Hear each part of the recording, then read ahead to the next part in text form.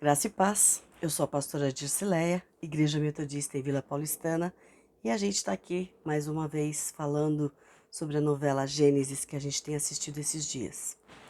No nosso pequeno discipulado estudo bíblico, a gente está aprendendo algumas coisas sobre o que a novela tem passado para nós.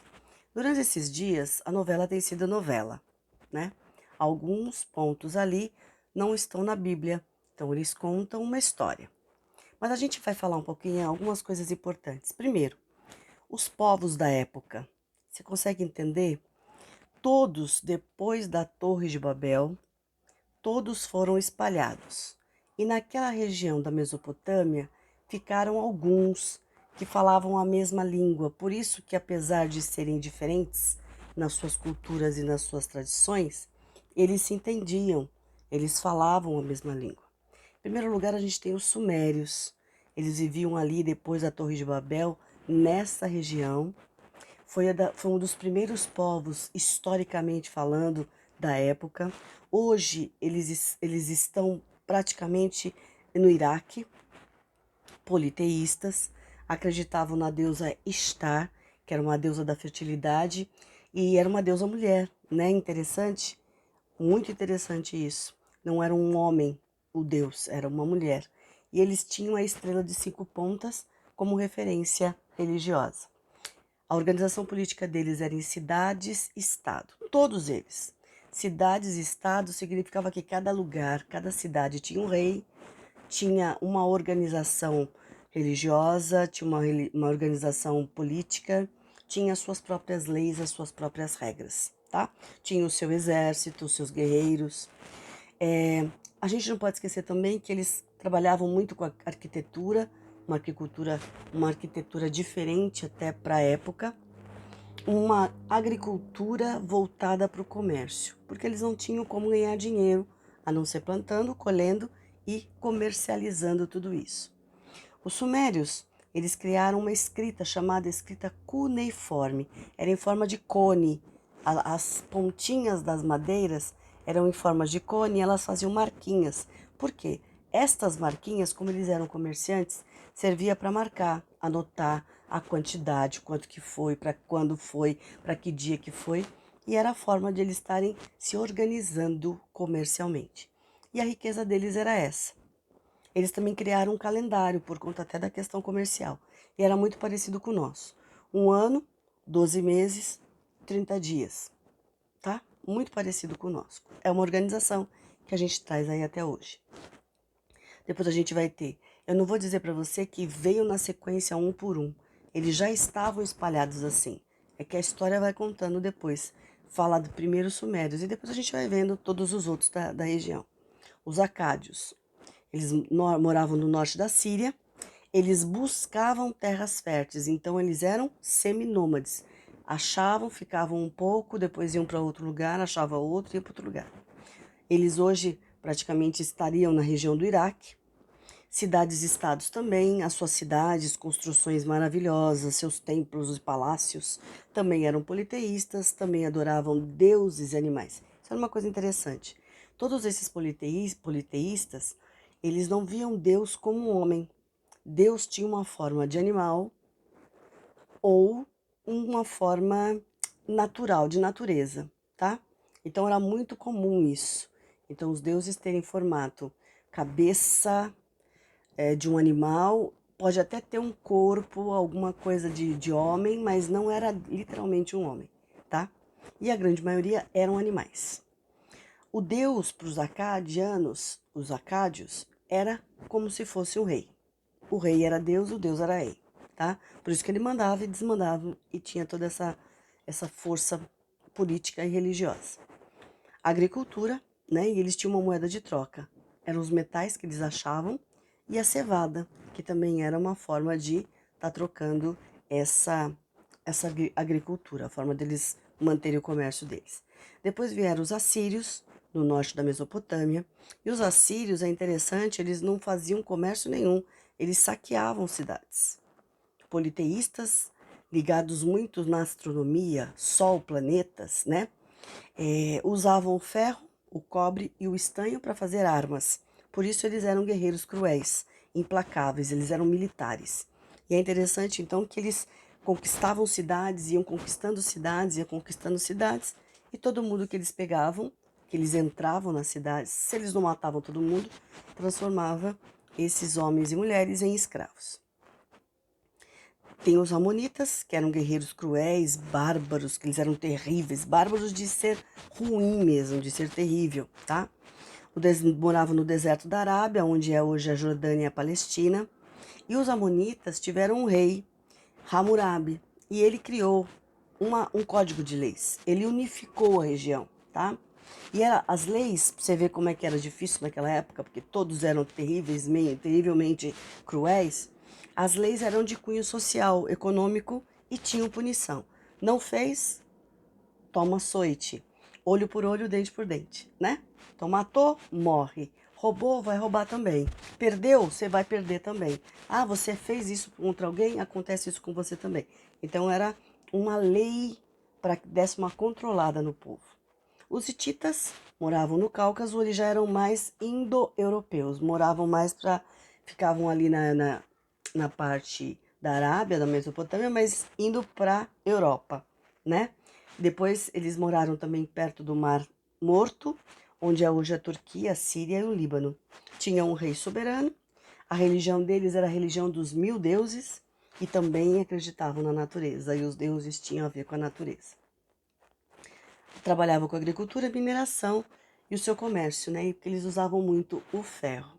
É interessante a gente perceber que Mesopotâmia, então, significa essa terra que fica entre os rios Tigre e Eufrates. É onde começa a história da humanidade, onde a gente vê começo das histórias acontecendo, né? Humanas. Os caldeus, por exemplo, eles moravam no sul da Mesopotâmia. Certamente eles são descendentes dos sumérios, que é essa primeira civilização. Eles desceram e foram descendo e ficaram no sul. Hoje é o Iraque, a Síria e a Turquia. Semitas, eles são semitas. Todos esses povos aqui são semitas. O que quer dizer isso? Eles falam a mesma língua, a língua semita. Então eles são todos descendentes e têm a descendência árabe e judaica, né? Então eles falam línguas próximas, parecidas. E aí eles são semitas porque eles podem ser descendentes de Sem mesmo, o filho de Noé. Sem sombra de dúvida. Essa é a origem desses povos. E aí a gente percebe também que todos são politeístas, porque a gente não pode esquecer que depois da Torre de Babel, muitos esqueceram de Deus. Os caldeus, eles destruíram Jerusalém e eles vão dar origem à Babilônia, que é justamente os babilônicos, né? Que Babilônia vem de Babel, confusão. E eles não tinham ordem e nem regras. Apesar de tudo, eles se organizavam entre eles, mas assim, de qualquer forma, né? Eles eram muito de pilhar, de pegar para si, né?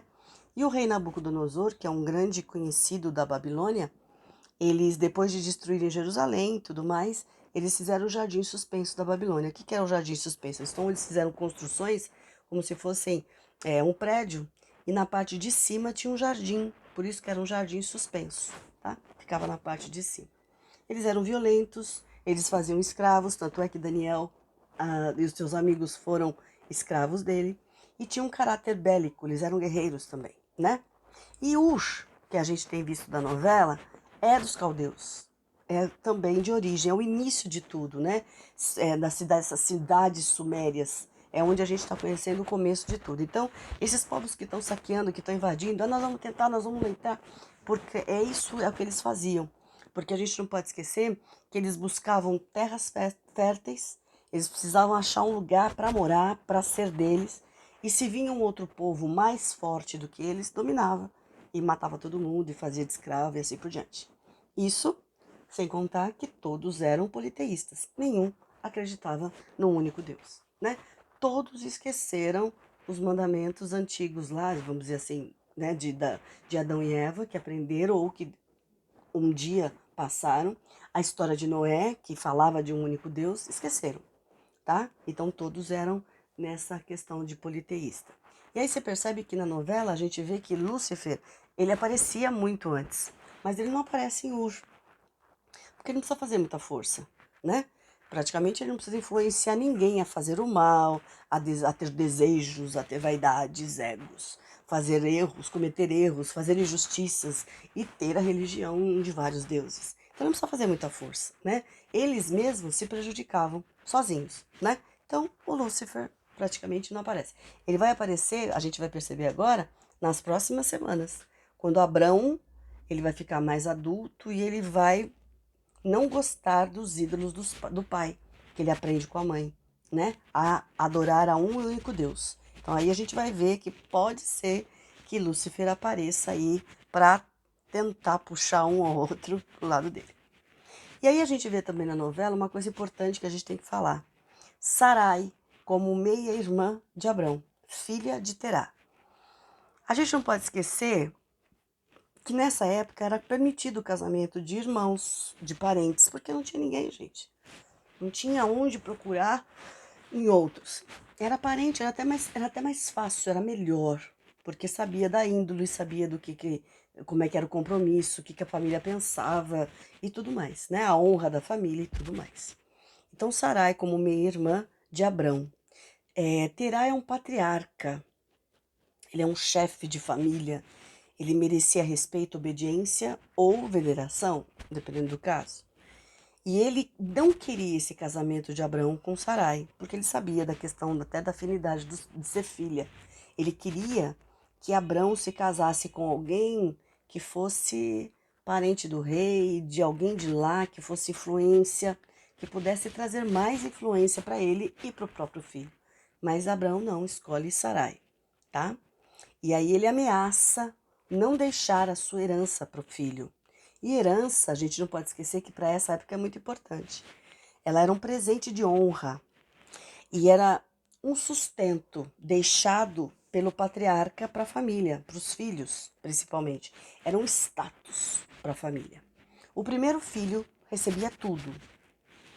Praticamente, depois os outros filhos poderiam receber alguma parte, mas era tudo para o primeiro filho e tinha que ser homem. Se não tivesse filho, deixaria para as filhas. As filhas herdariam as terras, mas toda a riqueza do pai ficava para o filho mais velho. Se não tivesse filho, não tivesse filhas, seria um parente mais próximo, um parente que ele gostava muito, que ele achava que tinha que ser um irmão, alguma coisa assim, ou um servo que também fosse muito fiel a ele, que ficaria com essa herança. E aí a gente voltando aqui na história de Sarai, quando a gente lê Gênesis, capítulo 20, os versículos de 2 até o 12, fala justamente dessa história de Abraão e Sarai. E eles estão junto a um outro rei, que eles praticamente, eles têm que falar, não, ela não é, ela é minha esposa, mas ela não é minha esposa, ela é minha irmã. E aí ele não entende, ele fica meio confuso com essa situação toda. E ela fala no versículo 12, ele mesmo fala, ela é minha irmã, ela é filha do meu pai, não como a minha mãe, mas ela é minha irmã. Acabou sendo a minha mulher, mas ela é minha irmã. Tanto é que por conta disso, ele também recebe pedido desculpas, porque esse rei queria muito a esposa, queria muito Sarai, e aí a gente vê aí as consequências na decorrência da história, que a gente vai ver depois para frente. Mas é, era muito comum nessa época. A novela tá continuando, tem alguns outros pontos para ensinar, e a gente vai vendo que a gente vai aprendendo, vendo um pouco dessa história. O que a gente vê hoje nessa história para nós? Primeiro, a questão dos povos quando se afastam de Deus. Vários outros deuses, muita idolatria, e no caso, os que são voltados ao militarismo, invadir, matar, querer a força, mostrar o seu poder. Isso até hoje a gente percebe isso em muitos povos, principalmente lá na Arábia mesmo, naquela região da Mesopotâmia, na região ali da Palestina, a gente vê muito isso. A gente percebe que quando a gente fala que Lúcifer não procura, não aparece, a gente não pode esquecer que hoje Lúcifer está aparecendo sim bastante e ele continua querendo que as pessoas se prejudiquem a si mesmas, né? Se afastem de Deus. Isso é muito comum hoje em dia. E parece que a gente fala de Deus, a gente mostra a presença de Deus, a gente fala que existe um único Deus, as pessoas não acreditam, né? E muitos estão carentes de ouvir isso. Vem aí talvez de uma história de imagina, para quê? De uma desordem, né? E a gente mostra aí o amor deste Deus. E a herança. Eu não sei se a gente hoje tem muitas pessoas ainda com essa questão da herança, muito voltado para isso, mas a gente sabe muito bem que a herança para nós hoje, ela não é dinheiro. A herança que a gente recebe hoje, que nos vale a pena, é justamente o caráter, né? O valor humano que a gente recebe dos nossos pais. E a gente vai continuar assistindo, a gente vai continuar vendo, e agora, com certeza, daqui para a próxima semana, Abraão já vai ficar adulto.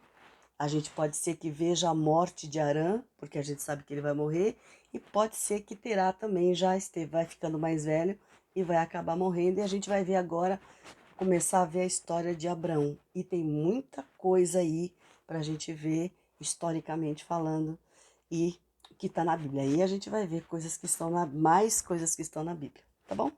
A gente continua então a próxima semana. Um bom final de semana, um bom descanso para você. Continue orando pelo nosso país, orando pela nossa igreja, orando pelas vidas, orando por essa situação que a gente tem passado. Que em nome de Jesus a nossa sorte seja mudada. Que o Senhor nos dê bênçãos sem medida. E o Senhor mude mesmo a nossa sorte em nome de Jesus. Deus, abençoa-nos. Muito obrigado por estarmos aqui e continuamos clamando, pedindo, orando, colocando nossa vida, nossa cidade, nosso país nas tuas mãos. Colocamos a nossa igreja, colocamos a nossa família e abençoa, Senhor, cura, restaura vidas que estão sofrendo por conta da Covid. Ajuda-nos e que os nossos olhos vejam a tua resposta de cura, de libertação de todo este mal, em nome de Jesus. Amém. E a bênção do Deus Pai, Deus Filho e Deus Espírito Santo seja contigo, contigo permaneça, te oriente, te dê força, renove a sua esperança e a sua fé, te encha da sua graça e da sua maravilhosa paz, hoje e sempre. Amém. Glória a Deus. Tchau, uma boa noite, até a semana que vem.